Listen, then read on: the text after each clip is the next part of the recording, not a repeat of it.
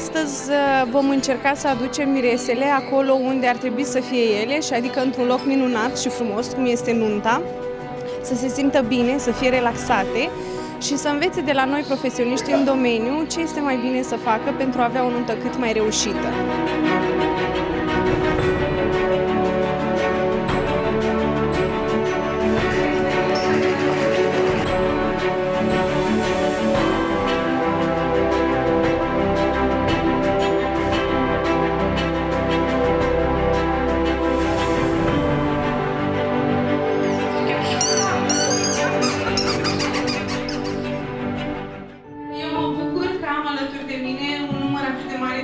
Interesate să aibă o nuntă cât mai bine organizată.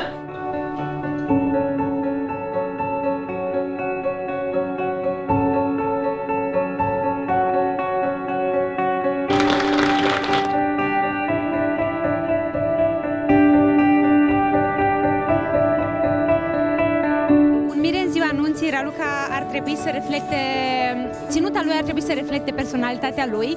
E foarte important să fie în același ambient cu mireasa, pentru că până la urmă ei constituie un tot și costumul ar trebui să fie pe măsura lui, pe cromatica lui, al feței, al părului și nu pe ceea ce se poartă. Nu încurajăm tendințele, cât încurajăm să avem fiecare un stil și să reflecte personalitatea noastră.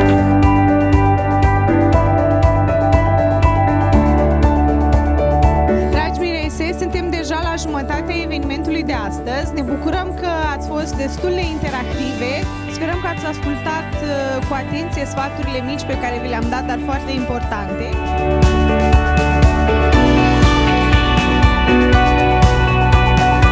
Bună, eu sunt Mihai Chiperi, sunt manager la Ristretto. Am parcurs deja jumătate din evenimentul Cum să fii mireasă, ediția 8-a. Sunt foarte impresionat de numărul mare de mirese participante. Sunt foarte fericit că sunt aici și că învăț din experiența voastră și din grijile voastre pentru nuntă informații noi.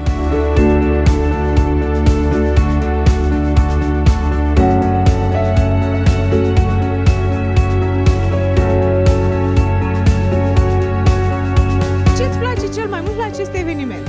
Îmi place că aflu informații noi ca să-mi pot organiza nunta fără niciun defect și să fie perfectă, aproape perfectă.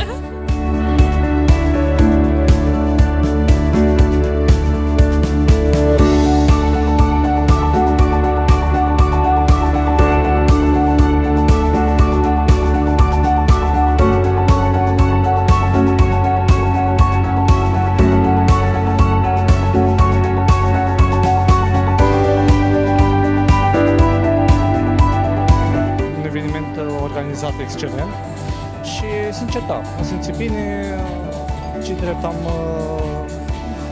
avut ocazia să învăț anumite chestii și anumite păreri. Cum te-ai gândit până acum la ele? La ele și îmi vor prinde foarte bine în viitor.